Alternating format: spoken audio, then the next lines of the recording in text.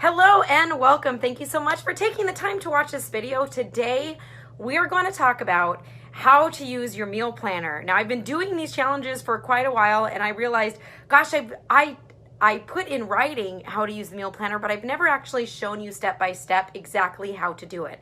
So that's what I'm going to cover with you today in this short video. So the very first thing you want to do is you want to pull up your Eat Clean guide. Okay, so you're gonna pull up your Eat Clean guide and you start with step 1. This is a really simple calculation based on your weight. You take your weight, you multiply that by 11. That number you put into number 2 and you add 400 calories. Now your 400 calories is kind of like what you're expected to burn during a typical workout. Then you take that number and you subtract 750, okay?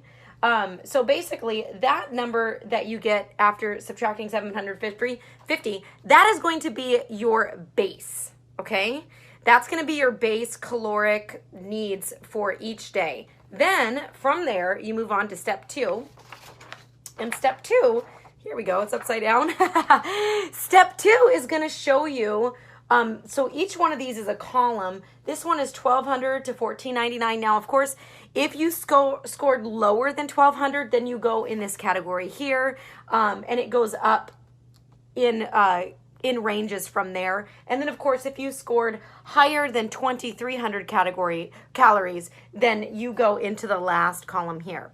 So what this is basically, it tells you how much of each food group that you're allowed to have every single day. Now, I've had people ask me, every meal?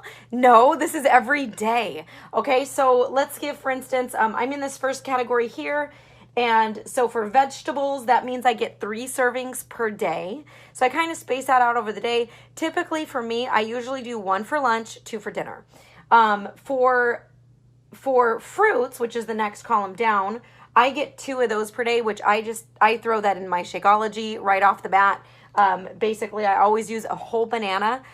So that's my 2 fruits for the whole day.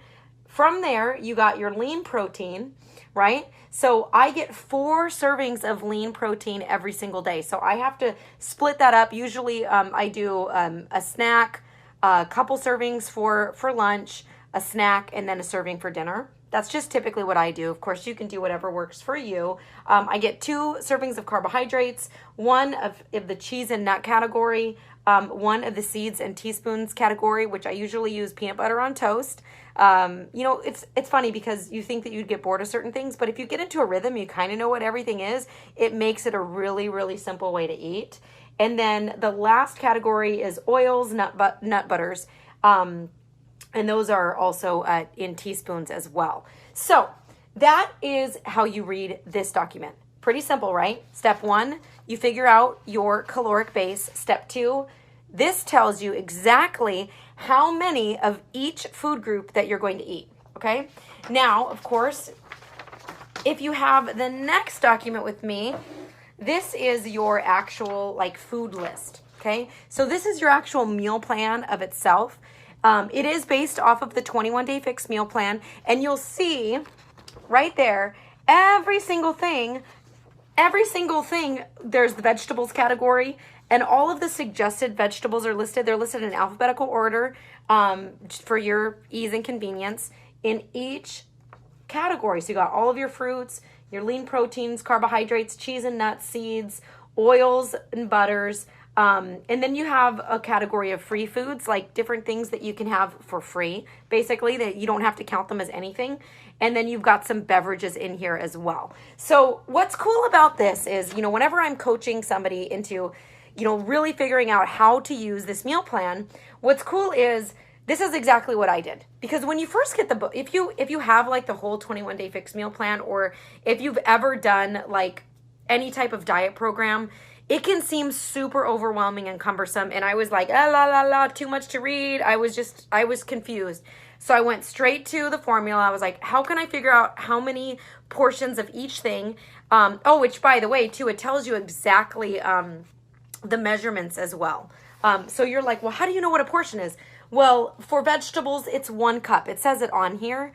for lean protein, 3/4 of a cup, etc. So it has it on here exactly what the portions are.